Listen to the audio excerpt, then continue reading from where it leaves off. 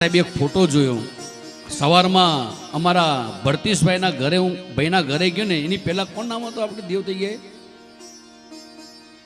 વિનુભાઈ. હા, બહુ પવિત્ર આત્મા હતા. મેં એમને બહુ સારી રીતના જોઈ, ખૂબ સરસ સેવા વિનુભાઈ કરતા હતા.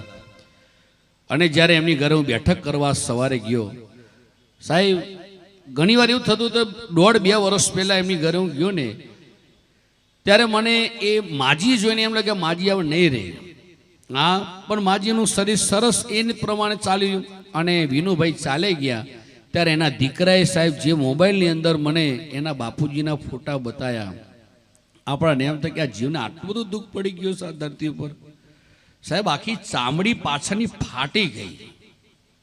હા, પાછળની આખી ચામડી ફાટી ગઈ, પાછળના કરોડરજ્જુ દેખાય, માઉન્સ દેખાય.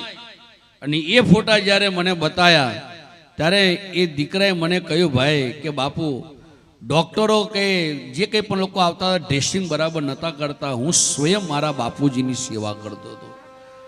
હા, અને ત્યારે આપણને એમ થાય કે સાહેબ કેવા કેવા સંસારની અંદર દુઃખો આ ધરતીની અંદર જીવ લઈને આવતો હશે. એટલે કહેવાયું છે કે જન્મ દુઃખમ, જરા દુઃખમ, જાય દુઃખમ, પુનઃ પુનઃ, અંતકાલે મહાદુઃખમ, તસ્માન જાગરોહી જાગરોહી. સાહેબ એવું નહીં સમજી લેવાનું કે મારો એક જ જન્મ થયો છે. આપણે કેટલાય જન્મ લઈને આ ધરતી પર આવેલા છે. એટલે કાંઈક જીવનમાં જો દુઃખો આવી જાય ને તો આ જન્મનો કોઈ દોષ નહીં આપવાનો. કઈ પૂર્વની અંદર કંઈક એવા પડછાયા ખોટા પડી ગયા છે, ખોટા કામ કર્યા છે, કોઈની આંતળી કકડાઈ હશે, કોઈના રોટલો નહીં ખવડાયો હોય, અથવા કોકના રોટલામાંથી આપણે રોટલો ખાઈ નાખ્યો હશે, કાંઈ પણ જે કંઈ હશે એ દુઃખ આજે ઈશ્વરે આજે આ ધરતી પર મને તમને આપે છે. એટલે જ આપણા ગીડા કહે છે કે ચેતા નર સદા સુખી. સાહેબ ચેતીને રહેજો. હા, કેમ? ચેતી જા તું વહેલો વહેલો, આકાયને પડતા પહેલા. ચેતી જાતો વહેલો વહેલો, આકાયને પડતા પહેલા. કાળી આવશે કોઈના જાને, અને પાછળથી રોવું પડશે. હે આ દુનિયાની રંગભૂમિનું નાટક પૂરું થઈ જશે.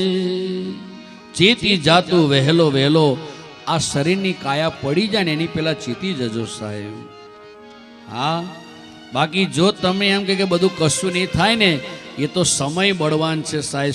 સમય બળવાન હે, નહીં પુરુષ બળવાન. અર્જુનને એમ હતું કે મારા ધનુષ્યથી ભલભલા ગભરાય છે, પણ જ્યારે કાબા લોકોએ ભરી આજે દ્વારકાથી પોતે આવતો તો લૂંટી લીધા, ત્યારે અર્જુનનું ધનુષ્ય કામ ના કર્યું સાહેબ.